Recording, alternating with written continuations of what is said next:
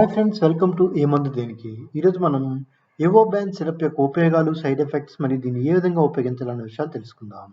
ముందుగా డిస్క్లైమర్, ఈ వీడియో అనేది జస్ట్ ఇన్ఫర్మేషన్ పర్పస్ కోసం మాత్రమే. మీరు తప్పనిసరిగా మీ డాక్టర్ని సంప్రదించి మీ డాక్టర్ చెప్పిన సమయానికి మరియు చెప్పినంత డోస్ మాత్రం వాడాలి. Let us start. ఎవోబాన్ సిరప్ని ఎవోనిక్ లైఫ్ సైన్సెస్ లిమిటెడ్ అనే కంపెనీ తయారు చేస్తుంది. మరి దీని ఎంఆర్పి మనకి 10 ml గాను ₹16.50. ఇప్పుడు మనం ఎవోబాన్ సిరప్ యొక్క ఉపయోగాలు తెలుసుకుందాం.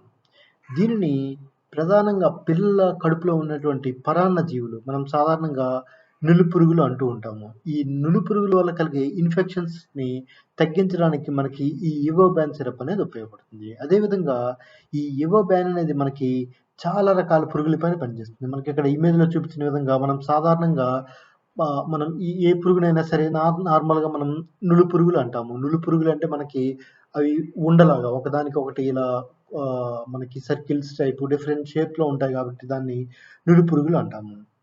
మనకి ఇందులో చాలా రకాలు ఉంటాయి. రౌండ్ వామ్, ఇవి రౌండ్గా ఉండడం వల్ల ఇట్ రౌండ్ వామ్. విప్వార్మ్, మనకి ఇది కొరడాల షేప్లో ఉండడం వల్ల, అదేవిధంగా ఇది హుక్ వామ్, టేప్ వామ్, ఇలా మనకి ఇందులో చాలా రకాలైనటువంటి మనకి ఈ పురుగులు చిన్నపిల్లల కడుపులో ఎక్కువగా ఉంటాయి. కొన్ని సందర్భాల్లో పెద్దవాళ్ళ కడుపులో కూడా మనకి ఈ పురుగులు అనేవి ఉంటాయి. మెయిన్గా పేగుల్లో, మన చిన్న పేగుల్లో ఈ పురుగులు అనేవి ఉంటాయి. ఈ ఎవోబాన్ అనేది ఇటువంటి అన్ని రకాల పురుగుల పైన కూడా ఇది బాగా పనిచేస్తుంది. మనకి ఇప్పుడు ఈ సిరప్ ఏ విధంగా పనిచేస్తుందో తెలుసుకుందాం. ఈ ఎవోబాన్ సస్పెన్షన్ అనేది ఇప్పుడు ఈ పురుగులన్నీ కూడా జీవించాలంటే వాటికి ఆహారం కావాలి. వీటికి ఆహారం మనం తిన్న ఆహారంలోంచి ప్రోటీన్స్ కానీ, విటమిన్స్ ఇవన్నీ కూడా ఇవి తీసుకొని ఇవి బతుకుతూ ఉంటాయి. అయితే ఈ ఎవోబాన్ అనేది ఏం చేస్తుందంటే ఈ పురుగులకి ఈ ఆహారం పోషకాలన్నీ కూడా ఈ పురుగులకు అందకుండా చేస్తుంది. తద్వారా ఇవి శక్తిని కోల్పోయి చివరికి చనిపోతాయి. ఈ చనిపోయిన పురుగులు పిల్లల మలం నుంచి బయటకు వచ్చేస్తాయి. ఆ విధంగా మనకి ఎవోబాన్ అనేది అన్ని రకాల పురుగుల పైన పనిచేస్తుంది. ఇప్పుడు మనం అసలు ఈ పురుగులు మన శరీరంలోకి, పిల్లల శరీరంలోకి ఎలా వెళ్తాయి అన్న విషయాలు తెలుసుకుందాం.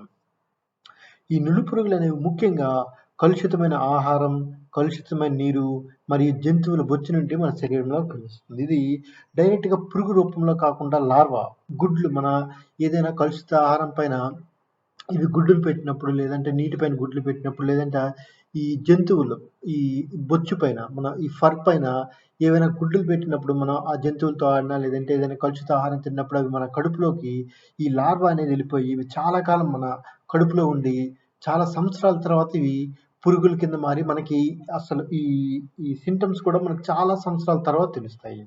ఆ విధంగా మనకి ఈ పురుగులు అనేవి మన శరీరంలో ఏర్పడతాయి.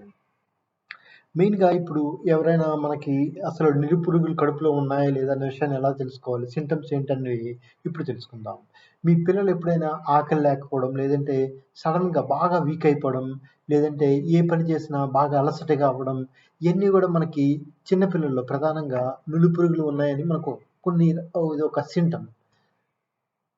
అయితే కొన్ని నులిపురుగుల వల్ల మనకి ఓన్లీ నీరస, ఆకలి లేకపోవడం, కానీ కొన్ని నులిపురుగులు మనకి ఈ బ్లడ్ స్ట్రీమ్‌లోకి వెళ్ళిపోయి ఇతర అవయవాల పైన కూడా ఈ ఇన్ఫెక్షన్ చూపిస్తాయి. లైక్ కాలేయం, ఊపిరితిత్తులు, మెదడు మరియు ఇతర అవయవాల పైన కూడా మనకి ఇవి ఇన్ఫెక్ట్ చేస్తాయి. అందువల్ల మనం ఎప్పుడు కూడా ఈ నులిపురుగులు మనం ఇనీషియల్ స్టేజ్‌లోనే మనం ఈ సిరప్ తాగితే ఈ సిరప్ అనేది చాలా బాగా పనిచేస్తుంది. మనకి ఇనీషియల్‌గానే కంట్రోల్ చేస్తుంది. ఇప్పుడు మనం ఈ సిరప్ వల్ల కలిగే సైడ్ ఎఫెక్ట్స్ తెలుసుకుందాం. దీనివల్ల మనకి గొంతులో మంట, వాంతులు, మగత, ఆకలి లేకపోవడం లాంటి లక్షణాలు ఉంటాయి. అయితే ఈ లక్షణాలు ఎక్కువగా ఉంటే మాత్రం మీరు తప్పనిసరిగా మీ డాక్టర్‌ని సంప్రదించాలి. అదేవిధంగా ఈ సిరప్ వేసుకున్నాక, పెద్దవాళ్ళు ఎవరైనా వేసుకున్నాక డ్రైవింగ్ చేయకపోవడం చాలా మంచిది. ఎందువల్ల అంటే దీనివల్ల మనకి కొంత మగత, నిద్రమత్తులో ఉంటుంది కాబట్టి డ్రైవింగ్ చేయకపోవడం మంచిది. అదేవిధంగా ఎప్పుడైనా మనం టాబ్లెట్స్ కానీ, సిరప్స్ కానీ మ్యాక్సిమం ఆల్కహాల్‌తో, మనం ఆల్కహాల్‌తో వేసిన ప్రాబ్లమ్ ఉండదు. కానీ ఈ బెటర్ మన ఆల్కహాల్ ఏవైనా టాబ్లెట్స్‌ని మనం కంబైన్డ్‌గా ఒకేసారి వేసుకోకపోవడం చాలా మంచిది. అదేవిధంగా ప్రెగ్నెంట్ లేడీస్ కానీ, పాలిచ్చే స్త్రీలు ఖచ్చితంగా డాక్టర్ సూచన మేరకు మాత్రమే మీరు ఈ సిరప్ అనేది వాడాలి. అదేవిధంగా కిడ్నీ, లివర్ డిసీజ్ ఉన్న వాళ్ళు తప్పనిసరిగా డాక్టర్ సూచన మేరకు మాత్రమే ఈ సిరప్ అనేది వాడాలి. ఇప్పుడు ఈ సిరప్ ఏ విధంగా వాడాలో తెలుసుకుందాం. దీన్ని మీ డాక్టర్ చెప్పిన సమయానికి మరియు చెప్పిన డోస్ మాత్రమే వాడాలి. అదేవిధంగా మీ డాక్టర్ ఎన్ని రోజులైతే వాడమంటారో అన్ని రోజులు ఖచ్చితంగా వాడాలి. అదేవిధంగా ఈ సిరప్‌ని మనం కూల్ అండ్ డ్రై ప్లేస్లో ఉంచాలి, డైరెక్ట్ సన్లైట్లో ఉంచుకోవాలి. అదేవిధంగా ఈ సిరప్ని వాడే ముందు బాగా షేక్ చేసి అప్పుడు మాత్రం వాడాలి. అదేవిధంగా ఈ సిరప్ అనేది చిన్నపిల్లలకి అందకుండా ఎత్తులో ఉంచాలి. అదేవిధంగా ఈ సిరప్ వాడే ముందు ఒకసారి ఎక్స్పైరీ డేట్ చూసుకుని ఎక్స్పైరీ డేట్లో ఉంటే మాత్రం వేసుకోండి. ఓకే ఫ్రెండ్స్, ఈరోజు మనం ఇవోబాన్ సిరప్ యొక్క ఉపయోగాలు, సైడ్ ఎఫెక్ట్స్ మరియు దీన్ని ఏ విధంగా ఉపయోగించాలనే విషయాలు తెలుసుకున్నాం కదా. ఇటువంటి మరిన్ని టాబ్లెట్స్ మరియు సిరప్స్ ఇన్ఫర్మేషన్ కోసం please like, subscribe and click on the bell icon. Thank you.